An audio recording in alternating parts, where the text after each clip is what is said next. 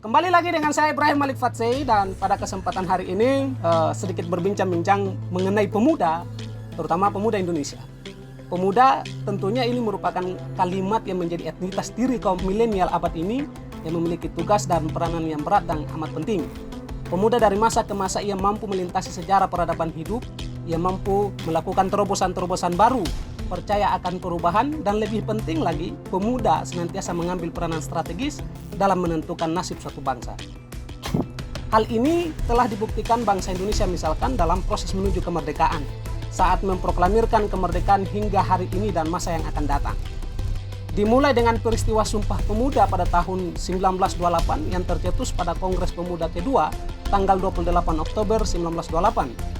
Di momen bersejarah itu, pemuda Indonesia yang berasal dari berbagai penjuru negeri mengikrarkan bertanah air satu, berbangsa satu, dan berbahasa satu, yaitu bahasa Indonesia. Berbagai peristiwa setelah Sumpah Pemuda semakin menguatkan basis-basis perlawanan terhadap kekuatan penjajah saat itu, hingga perjuangan tersebut bermuara pada proklamasi kemerdekaan Republik Indonesia pada 17 Agustus 1945 yang juga melibatkan peran pemuda dalam upaya meyakinkan kedua proklamator Bung Karno dan Bung Hatta untuk segera memproklamirkan kemerdekaan Indonesia.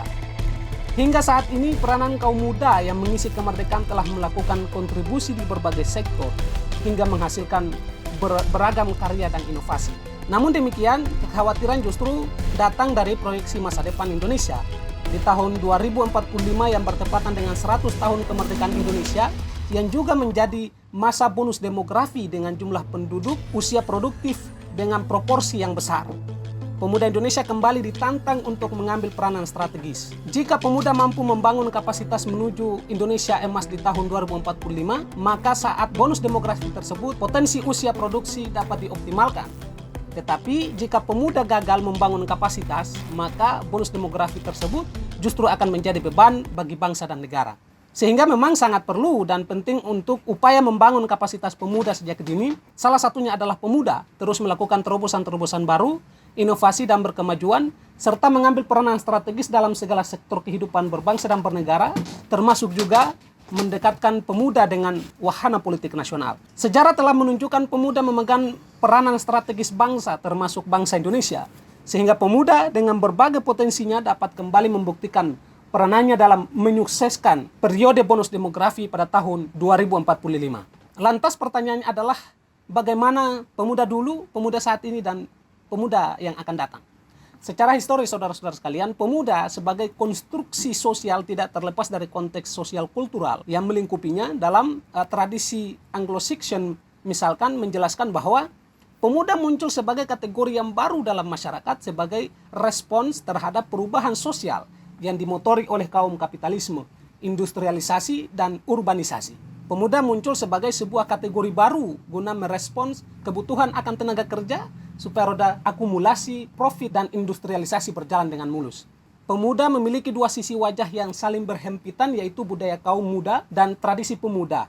Ini menjadi realitas kompleks yang harus dinegosiasikan oleh pemuda dalam kehidupan sehari-hari. Dalam kedua domain inilah pemuda dikonstruksikan oleh institusi-institusi eksternal di luar dirinya sekaligus secara aktif sebagai agensi melakukan resistensi terhadap pihak-pihak yang mencoba mengontrol serta melakukan klaim secara sewenang-wenang mengenai betapa toksiknya pemuda. Selanjutnya dalam perkembangannya, setiap generasi pemuda memiliki pola yang berbeda. Dalam hal ini, kontekstual zaman sangat berperan aktif dalam menentukan disposisi dari sebuah generasi. Berkenan dengan hal ini, agaknya dalam menyikapi keberagaman ini dirasa dapat menggunakan pendekatan dari telaah teknologi media. Kajian media mengklasifikasikan pemuda menjadi 3 bagian, yaitu baby boomer, generasi X, dan generasi Y. Buckingham lebih spesifik dengan klasifikasi pemuda berdasarkan pasar komersial. Dengan pasar komersial tersebut menunjukkan adanya pola tertentu yang merujuk pada penggunaan teknologi.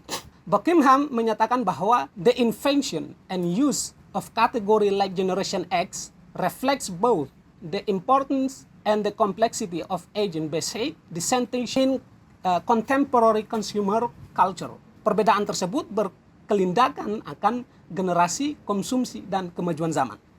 Perbedaan generasi dan konsumsi ini turut membentuk pola pikir serta kebiasaan dari para pemuda.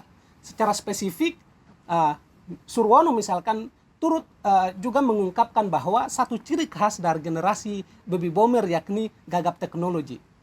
Nah, jangan memainkan gadget, memindahkan saluran TV dengan alat kontrol jarak jauh pun masih lebih suka meminta bantuan cucu misalkan. Karena itu generasi baby boomer lebih mengandalkan jaringan dunia nyata yang pada dasarnya sejak dulu adalah perkoncoan. Nah, keluarganya dan primordialisme yang dipertahankan melalui tradisi dan penokohan orang-orang tertentu berdasarkan keturunan yang cenderung feodalistik. Selanjutnya, watak generasi X dan Y tidak sebaran. Bukan hanya mendambakan perubahan, tetapi betul-betul ditabrak oleh perubahan yang sangat cepat, sehingga kalau tidak ikut perubahan maka akan digilas oleh perubahan itu sendiri.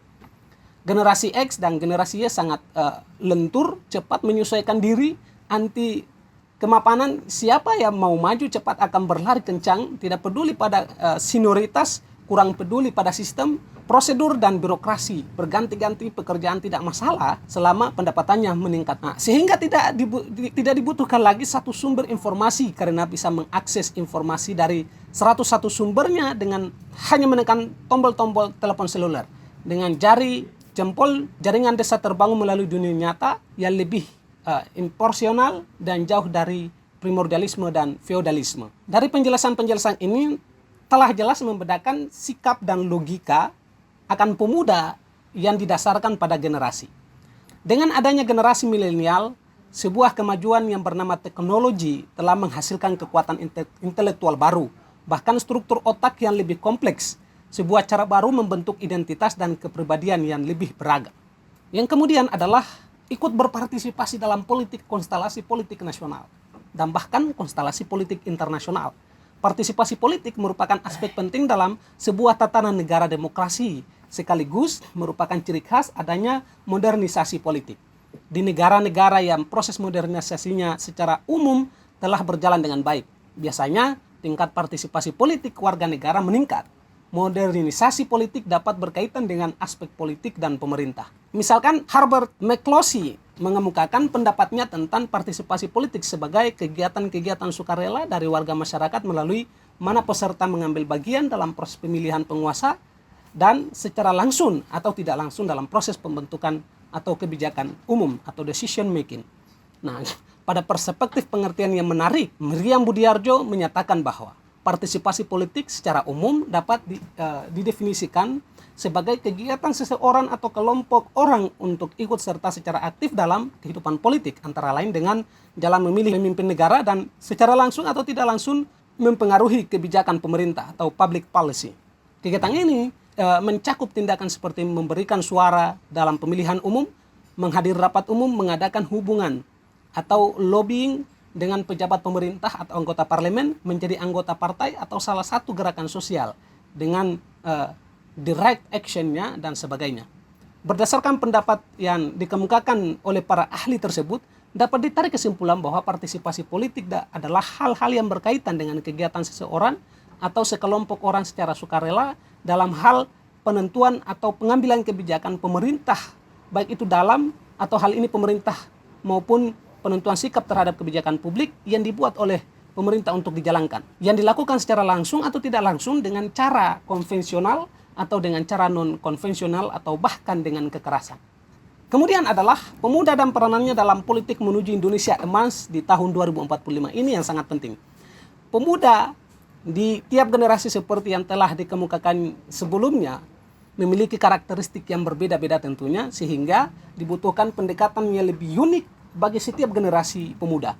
Memasuki era revolusi industri 4.0, society 5.0 yang akan dimulai pada tahun 2020, saat ini perkembangan arus perubahan sosial berlangsung semakin cepat dan masif, sehingga muncullah berbagai macam fenomena pemuda dan kontemporer dalam kajian tradisi pemuda konvensional misalnya. Terkait dengan tuntutan bagi pemuda untuk menjadi dewasa secara sukses, pemuda dituntut untuk mempunyai pekerjaan, menikah, dan menempati rumahnya sendiri dalam jangka waktu tertentu. Jika hal ini tidak terpenuhi, maka transisi pemuda dianggap standar dan sangat mungkin didefinisikan sebagai gagal. Di sisi yang lain, perubahan sosial menuju era modernisasi lanjut dan juga era hegemoni neoliberalisme membuat proses negosiasi dalam transisi pemuda menjadi semakin kompleks, rapuh, dan rentang terhadap risiko-risiko yang tidak dapat diproduksi baik di masa sekarang maupun di masa yang akan datang. Sebagaimana telah diketahui bahwa pada tahun 2045 Indonesia akan genap berusia 100 tahun. Pada masa itu Indonesia diprediksi akan mengalami bonus demografi, yaitu suatu kondisi di mana 70% warga negara berada pada usia produktif, yakni 15-64 tahun. Kondisi ini dapat menjadi modal utama untuk menuju Indonesia emas di tahun 2045, yaitu Indonesia dengan ekonomi yang unggul dalam revolusi industri 4.0. Indonesia dengan pembangunan dan pendidikan berbasis riset yang mampu menghasilkan manusia dengan kemampuan berpikir kritis, kreatif, serta berdaya saing di dunia global. Dua komponen penting dari visi ini yang dikategorikan ke dalam 2 poin utama, yakni pembangunan sumber daya manusia serta membangun ekonomi yang berkelanjutan. Nah, pembangunan sumber daya manusia adalah bagian dari proses pembangunan nasional Indonesia dalam rangka menuju Indonesia emas di tahun 2045. Terkait tujuan tersebut, maka kontribusi nyata generasi muda saat ini memainkan peran yang paling penting agar kecerdasan bangsa Indonesia dapat mengungguli bangsa-bangsa lain di dunia. Adapun aspek-aspek pembangunan sumber daya manusia tersebut terdiri dari aspek pendidikan dan juga kesehatan. Selain itu, kontribusi generasi muda dalam pembangunan ekonomi berkelanjutan secara realistis dapat dilihat dengan munculnya entrepreneur serta startup founder yang menghasilkan berbagai lapangan pekerjaan baru sehingga membantu pemerintah dalam menyerap tenaga kerja, mengurangi tingkat pengangguran, dan pada akhirnya meningkatkan pertumbuhan ekonomi secara nasional. Beberapa prospek bagi pemuda dalam politik menuju Indonesia emas tahun 2045 antara lain memaksimalkan pengembangan SDM, diperlukan materi pendidikan yang lebih implementatif dan sesuai dengan perkembangan teknologi seperti entrepreneurship, critical thinking, problem solving, dan kreativitas. Ya, barangkali ini yang bisa dapat saya sampaikan. Semoga pada kesempatan video kali ini dapat memberikan manfaat terhadap saudara-saudara, teman-teman sekalian, sahabat-sahabat sekalian. Kita bertemu di lain waktu. Salam IMF.